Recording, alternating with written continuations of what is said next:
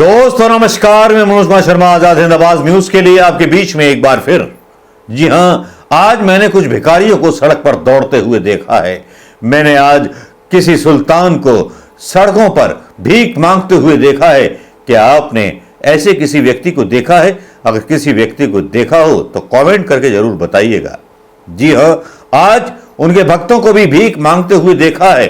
जी हां, भीख मांगने वाले लोगों को भी देखा है जो वोटों की भीख मांगने के लिए देश को दांव पर लगा देते हैं।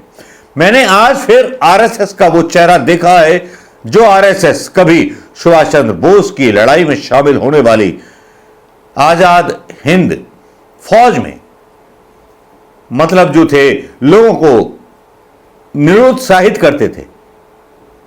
आज वही वाकया फिर से याद आ गया। एक ऐसा शहंशाह जिले इलाही गुजरात की सड़कों पर दौड़ रहा था 2 दिन से, जिसके बारे में मीडिया बड़े बड़े बातें कर रहा था, बड़े बड़े सवाल चला रहा था। मीडिया बड़ी बड़ी बातें कर रहा था, सवाल चला रहा था, लेकिन जो मेन क्वेश्चन था उसके बारे में कोई बात नहीं कर रहा था। मेन क्वेश्चन क्या था क्या नहीं था उसके बारे में भी बताएंगे। मोदी के भक्त सुनने होंगे मुझे आंखें चौड़ी करके और गालियां देने का बहाना सुनने होंगे। भाई आंखें चौड़ी कर लो, कहीं थायराइड आपको ना हो जाए, क्योंकि आज जिस तरह से मोदी जी ने प्रधानमंत्री पद की गरिमा को गुजरात चुनाव में गिरवी रख दिया, वो वाकई में मतलब शर्मनाक था। आज एबी न्यूज हो चाहे आज तक न्यूज हो, वहां प्रधानमंत्री मोदी जी के यात्राओं के चर्चे होने लगे। और यात्राओं के चर्चे कुछ इस कदर हुए कि एक चैनल ने तो यहां तक डाला कि भारतीय जनता पार्टी के कार्यकर्ता वहां खड़े हुए थे, भारतीय जनता पार्टी के पोस्टर्स लगे हुए थे, झंडे फहराए जा रहे थे, भारतीय जनता पार्टी के कार्यकर्ता वहां घूम रहे थे। अब सवाल यही घूमता है दोस्तों, यह सवाल उठाया जाना भी चाहिए और ये सवाल पूछा जाना चाहिए चुनाव आयोग से। चुनाव आयोग की जब चुनाव आचार संहिता चालू हो जाती है तब प्रधानमंत्री किस आधार से वहां प्रधानमंत्री के लेवल पर थे या प्रचारक के तौर पर थे? प्रचारक के तौर पर थे तो बीजेपी कार्यकर्ता क्यों थे, और प्रधानमंत्री के तौर पर थे तो बीजेपी कार्यकर्ता वहां पर मौजूद क्यों थे? एक तरफ जहां भारत जोड़ो यात्रा चलती है वहां प्रधानमंत्री मोदी जी थोड़े से डर गए हैं, कन्फ्यूजिया गए हैं, और इतने बड़े कन्फ्यूजिया हैं कि अब समझ में नहीं आ रहा करें क्या। गुजरात जहां से इन्होंने सिलसिला शुरू किया था कि मोदी जो है सब कुछ कर सकता है, उसी गुजरात में प्रधानमंत्री मोदी की पूरी कैबिनेट, पूरे नेता वहां भाषणबाजी करते रहते हैं और मीडिया पर गुणगान गाए जाने लगते हैं प्रधानमंत्री मोदी की यात्रा के।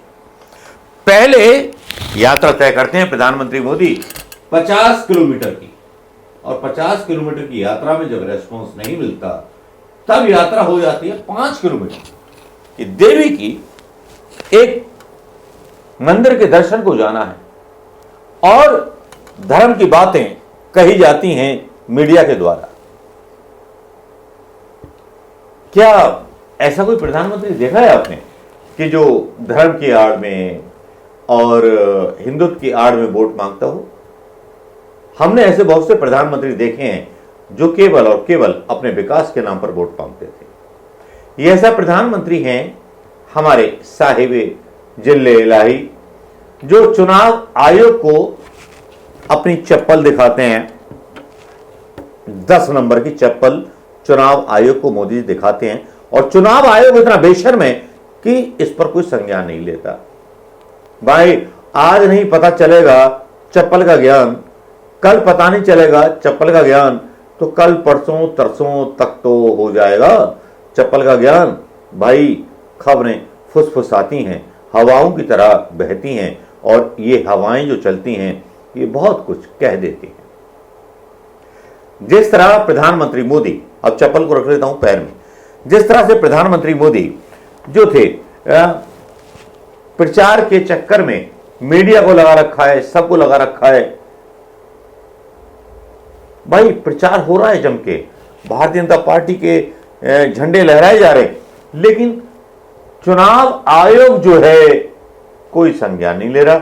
मैं चुनाव आयोग से सवाल करना चाहूंगा कि भाई अगर विपक्ष के नेता राहुल गांधी, मान लीजिए राहुल गांधी या मुलायम सिंह के लड़के अखिलेश यादव आ जाते, तो क्या इनको देवी के दर्शन करने की अनुमति कांग्रेस या समाजवादी पार्टी के झंडे के तहत चुनाव आयोग गुजरात में आने का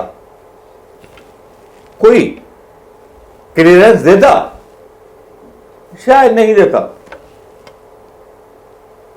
यहां सत्ता है तो सब कुछ है, मीडिया है तो सब कुछ है, तो इसीलिए साहिब जो है अपनी ताकत का प्रदर्शन करने से हटते नहीं हैं। यूं ही कोई मतलब वैसे तो जवाहरलाल नेहरू जी की बराबरी करते हैं, इंदिरा गांधी जी की बराबरी करते हैं, मतलब सारे नेताओं की बराबरी करते हैं प्रधानमंत्री मोदी, लेकिन मूल तत्व प्रधानमंत्री मोदी को समझ में आ गया। प्रधानमंत्री मोदी को मूल तत्व यह समझ में आ गया है, बेटा जितने दिखोगे उतने छाओगे। तो 50 किलोमीटर की यात्रा में जितनी भीड़ राहुल गांधी की यात्रा में रहती है, प्रधानमंत्री मोदी को अपनी यात्रा सिकोड़नी पड़ती। यहां चुनाव आयोग पर भी सवाल उठ जाते हैं और यहां मोदी जी की लोकप्रियता पर भी सवाल उठ जाते हैं। जब ये पीछे जो चल रहे वीडियोस ये देखिएगा, उठ जाते हैं कि भाई मोदी का जादू खत्म हो रहा है और राहुल गांधी का जादू चल निकला है। राहुल गांधी का जादू इसलिए भी चल निकला है कि राहुल गांधी अपने आप को खोज रहे हैं। क्या प्रधानमंत्री मोदी ने कभी पदयात्रा की है देश से, देश के इस कोने से लेकर उस कोने तक? क्या देश को जाना है, देश के गरीबों को जाना है? या प्रधानमंत्री मोदी जी ने केवल चंदा लेकर के चीन का, अदानी का, अंबानी का, जिनको देश बेच दिया, स्टेशन बेच दिए, एयरपोर्ट बेच दिए, सारा कुछ बेच दिया, रिफाइनरीज बेच दी, गवर्नमेंट की सारी चीजें बेच दी जो 70 साल में कांग्रेस ने बनाई थी, क्या उन्होंने कोई चीज कमाई? खाली प्रचार तंत्र चलता रहता है। लेकिन आज तक मीडिया बड़ी बेशर्मी की हद पार कर रहा था, एबीपी न्यूज बहुत बेशर्मी की हद पार कर रहा था और सारी चीजें खुल नहीं थी। लग रहा था कि एक भिखारी जो था भीख मांग रहा था वोटों के लिए, एक ऐसा शो करके जिसमें कोई सत्यता नहीं थी और चुनाव आयोग जो था नपुंसक बन करके धृतराष्ट्र की तरह आंखों पर पट्टी बांध करके बैठा हुआ था। इस चुनाव आयोग को आप क्या कहें? इससे बड़ा मजाक क्या होगा देश के साथ?